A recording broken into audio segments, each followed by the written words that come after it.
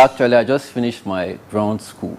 Because when you finish ground school, you don't just go straight to the aircraft. You go through a simulator training. In the simulator, it's like a replica of what you have in the actual aircraft. So you have to go through the simulator first. When you are proficient enough in the simulator, that's when you can go to the actual aircraft. I actually wanted to be in the Air Force, but when I went to the Nigerian Defense Academy, I was given the Army. So I still had hope that somehow, I'll find myself here. They're not the only ones. Two others also share their thoughts on this training.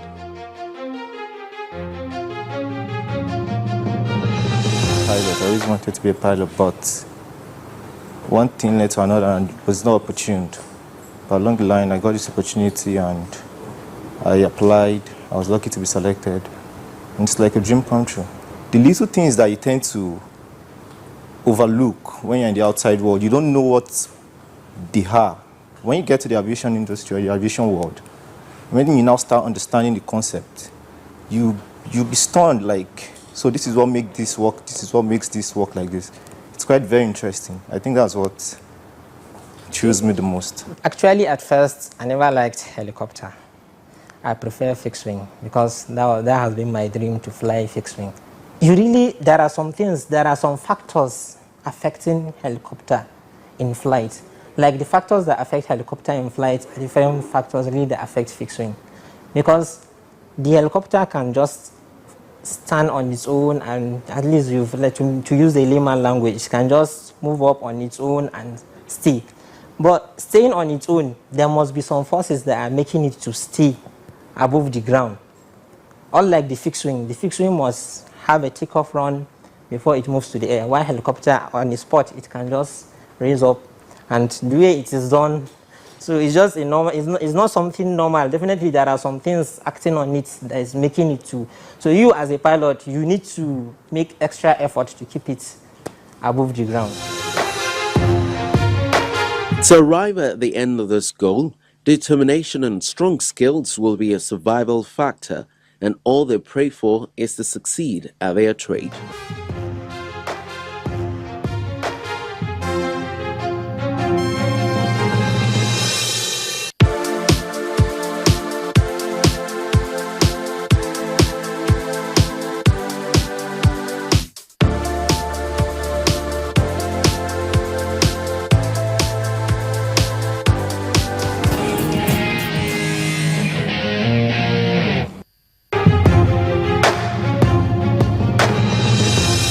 Newsflash takes off with a tour of facilities of the Nigeria Immigration Service at the Murtala Mohammed International Airport by the Minister of Interior Abdurrahman Dambazel.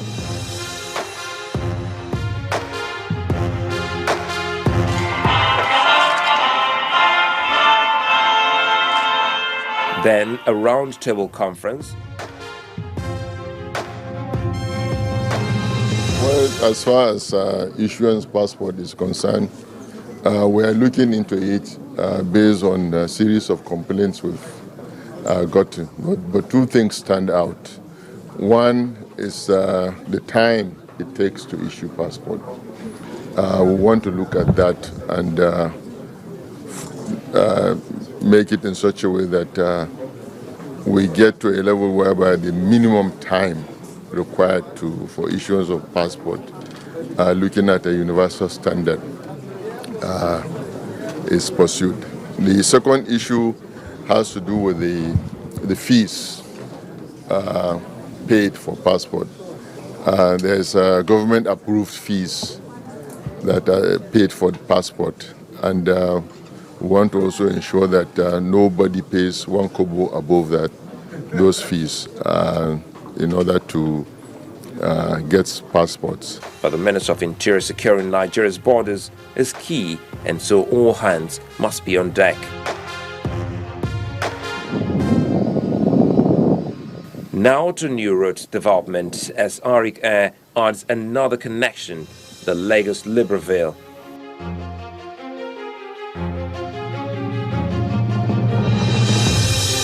The carrier is launching this route many years after another airline exited.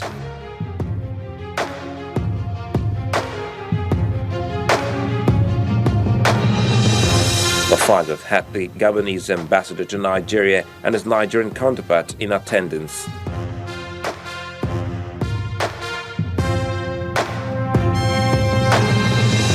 The routes, with 3 frequencies a week, is expected to slowly expand. There has not been a direct service between the two countries for so many years, and we are the first Nigerian airline to make that foray into Gabon. In the interest of fostering the partnership between the two countries, in the interest of increasing trade ties between the two countries, in the interest of increasing transactions, both business, pleasure and leisure. There's a lot of Nigerians, as you are aware, from the southeast part of Nigeria that travel to Libreville on a regular basis. We also have all the corporates that are very dominant in Nigeria that have, because both countries are oil producing, there's a lot of traffic between the 2 points. So it's also in the interest of the corporate community that is here that we are facilitating direct service between the 2 countries. And that is the biggest investment that we can make. On the international scene, the International Air Transport Association has described 2015 as an extraordinarily safe year because the number of air accidents and resultant fatalities dropped in 2015 from the previous year. It added that the number of air accidents and resultant fatalities was well below the 5-year average.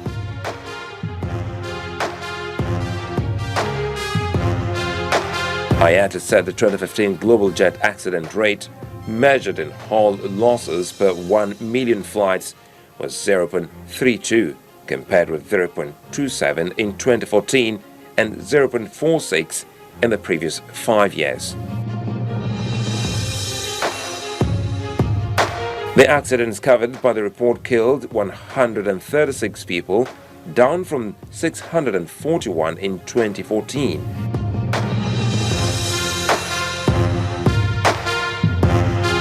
And a 5-year average of 504, according to IATA, which represents some 260 airlines, or 83% of the world's total air traffic. Aircraft accidents involving planes operated by German low-cost carrier Germanwings and Russia's Metrojet were excluded from IATA's accident statistics as they were classified as deliberate acts of unlawful interference.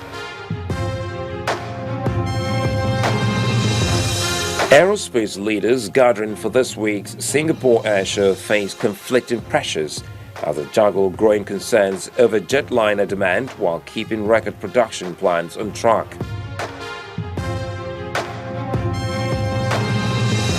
Worries about the effects of a faltering global economy and tensions in the South China Sea overshadowed a 2-yearly event in Singapore, which is both a major commercial travel hub and home to Southeast Asia's most potent and best-trained air force.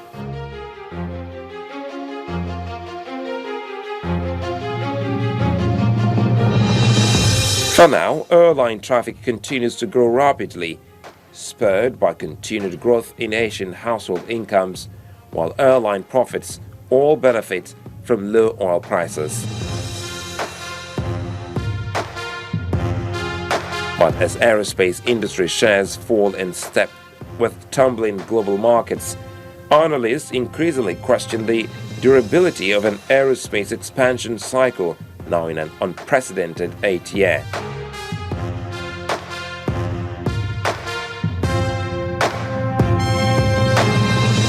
After a lackluster show in Dubai in November, the industry's expo bandwagon rolls into the crucial Southeast Asian region without the carnival atmosphere of previous years.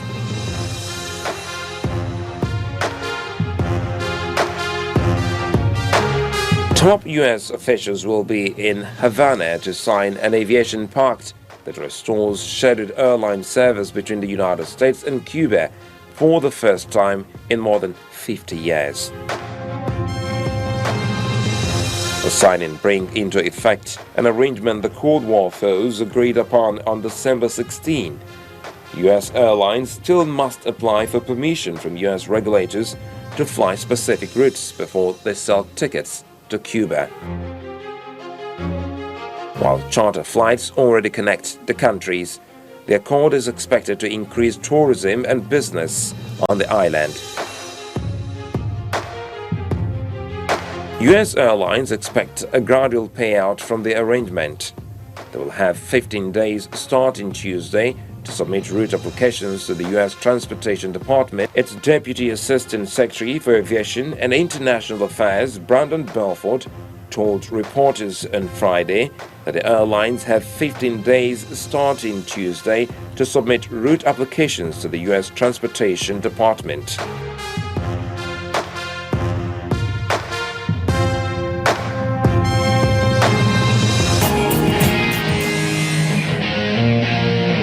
This is where our aircraft lands, but we'll be waiting to hear from you. So do take advantage of our feedback platforms.